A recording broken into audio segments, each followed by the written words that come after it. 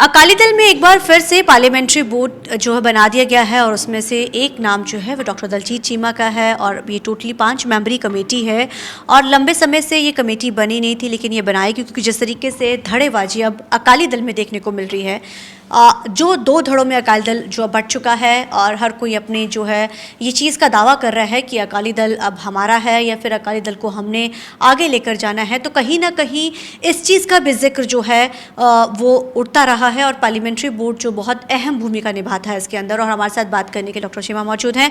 Sir, ये जो अब आज बोर्ड बना दिया गया है, बेसिकली इसका वर्क क्या रहेगा? और लंबे समय से इसकी मांग भी चल रही थी, कहीं ना कहीं विरोधी भी इसके ऊपर सवाल खड़े कर रहे थे। देखिए, एक तो मैं पार्टी के अध्यक्ष सरदार सुखबीर सिंह बादल साहब का धन्यवाद करता हूँ कि जो बड़ी पुरानी एक पार्टी में चर्चा चल रही थी कि पार्टी का पार्लियामेंट्री बोर्ड होना चाहिए, और उन्होंने वादा भी किया था जब सरदार इकबाल सिंह जूंदा की रिपोर्ट आई थी तो उसको एक्सेप्ट करते हुए उन्होंने अनाउंसमेंट भी की थी कि हम पार्लियामेंट्री बोर्ड बनाएंगे। तो आज इन रियलिटी वो बोर्ड जो है उसके एक चेयरमैन और 5 मेंबर जो है वो आज बना दिया गया। इसलिए बड़ा अच्छी बात है क्योंकि काफ़ी लंबे समय से श्रोमणी अकाली दल में लगातार रिफॉर्म जो है वो चल रही है।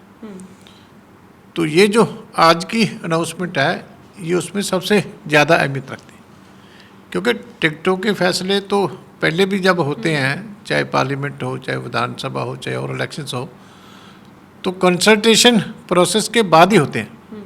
ये नहीं कि पहले कंसल्टेशन नहीं होती, पहले भी होती है, लेकिन एक विधिवत तरीके से जैसे पहले पार्लियामेंट्री बोर्ड होता था वो हमारा नहीं था। तो अब बड़ा अच्छा हो गया कि एक परमानेंट जो है बॉडी। आपने रिफॉर्म्स की बात करी है कि बहुत सारे रिफॉर्म्स हो रहे हैं। जो विरोधी अकाली हैं, जो इस समय जो दूसरा धड़ा जिसको अब अनुशासन कमेटी की तरफ से उनको निष्कासित भी कर दिया गया है, कहीं ना कहीं वो भी इस चीज़ को लेकर सवाल खड़े करते रहे हैं। सर, क्या लगता है अब ये बनने के बाद चीज़ें हल होंगी? जो विरोधी जो पार्टी है, जो धड़ा है, वो लगातार अपनी मीटिंग्स का दौर कर रहा है। वो कह रहे हैं कि हमने जो है इसको लेकर एक बैठक भी बुलानी है, हम लोग सब सहमति के साथ मता पास करेंगे, ये हमें अकाली दल से नहीं निकाल सकते, हम भी अकाली दल का हिस्सा है।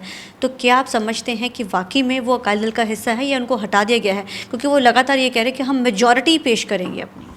नहीं, ये देखिए, अभी तो रिफॉर्म आगे आप और देखोगे। जो कल वर्किंग कमेटी का और कोर कमेटी की मीटिंग्स के बाद 3 दिन का हम जनरल डेलीगेट सेशन, जो एक बड़ा अधिवेशन है, वो श्री अनंतपुर साहब में नवंबर में करने वाले। उसमें जो सारी टोटल आगे लंबे समय की पार्टी की नीति क्या होगी, क्योंकि बहुत से इश्यूज हैं, सेंटर स्टेट रिलेशंस के इश्यूज हैं, बहुत कुछ नया चेंज हो रहा है, उसके ऊपर पार्टी पहले भी देश को लीड देती रही है फेडरलिज्म के ऊपर। तो अब हमारा आगे जो परिस्थितियाँ बदल रही हैं उसमें क्या रोल होगा अकाली दल का। एग्रीकल्चर की क्राइसिस है, उसमें हमारी क्या नीति होगी। एनवायरमेंटल जो है इश्यूज बहुत बड़े पंजाब में खड़े हो रहे हैं, पानी का लेवल नीचे जा रहा है, एजुकेशन की पॉलिसी है, हेल्थ के इशू हैं, और माइग्रेशन जो है स्टूडेंट्स का, और वो एक बहुत बड़ा इशू है। डायस्पोरा जो है पंजाबी सभी देशों में गए हैं, उनके अपने मसले हैं। इसलिए सारे वेमेन एम्पावरमेंट का है, बहुत सबसे हाईएस्ट दलित पॉपुलेशन पंजाब में है। तो गुरुओं की ये धरती है जिसने पहले भी मानवता को अच्छे संदेश दिए हैं। तो उसी धरती के ऊपर एक 3 दिन का ब्रेनस्टॉर्मिंग सेशन जो है वो नवंबर में होगा, जिसमें पंजाब से भी डेलीगेट आएंगे, हमारे जो दूसरे स्टेट्स में डेलीगेट आएंगे, विदेशों से भी हमारे डेलीगेट सर, इसमें क्या ये सारा रिफॉर्म करने वाले हैं। सर, चर्चा ये भी की जाएगी कि पार्टी को दोबारा से किस तरीके से उसी जगह पर लाया जाए, क्योंकि जिस तरीके से पंजाब की जैसे कि पंथक पार्टी भी कहा जाता है इसको, और विरोधी भी लगातार इसी चीज़ को लेकर जो है सवाल खड़े कर रहे हैं, तो कहीं ना कहीं इस चीज़ पर भी चर्चा की जाएगी। और जो विरोधी हैं, क्या अब वो अगर पार्टी में आना चाहते हैं या पार्टी प्लेटफॉर्म पर अगर वो आएंगे, या फिर जो ये भी बैठक आपने कहा है कि हम अधिवेशन बुला रहे हैं, क्या उसमें भी उनको आने दिया जाएगा या फिर वो अलग से अपना क्या इख्तियार रहेगा? नहीं, ये जो है वो एक्सक्लूसिवली जो हमारे जनरल डेलीगेट्स हैं 526 जो ऑफिशियल हैं, ये उनका सेशन होगा। अच्छा, उनका सर। क्योंकि इसमें हम टोटल अपनी नीति जो है नए सिरे से डिफाइन करेंगे। हमारा रोल आने वाले सालों में क्या होगा वो इसमें डिफाइन करेंगे। ठीक है। उसके बाद फिर इसको पब्लिक में लेके जाएंगे। फिर हम वेमेन के भी स्पेशल सेशन बढ़ाएंगे, यूथ के भी बढ़ाएंगे, डिस्ट्रिक्ट लेवल के ऊपर वर्कर्स की मीटिंग भी करेंगे।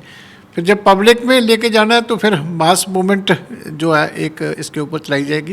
लेकिन पहले हमारा नए सिरे से एक एजेंडा, क्योंकि पहले 73 में अनंतपुर साहब रेजोल्यूशन पास हुआ था, तो एक बहुत बड़ा मैसेज देश को इस धरती ने दिया था। उसके बाद 78 में लुधियाना में ऑल इंडिया कॉन्फ्रेंस हुई, तो उसमें बहुत से नेशनल लीडर्स भी आए थे, तो उसमें बहुत बड़े डिसीजन श्रोमणी अकाली दल ने लिए थे।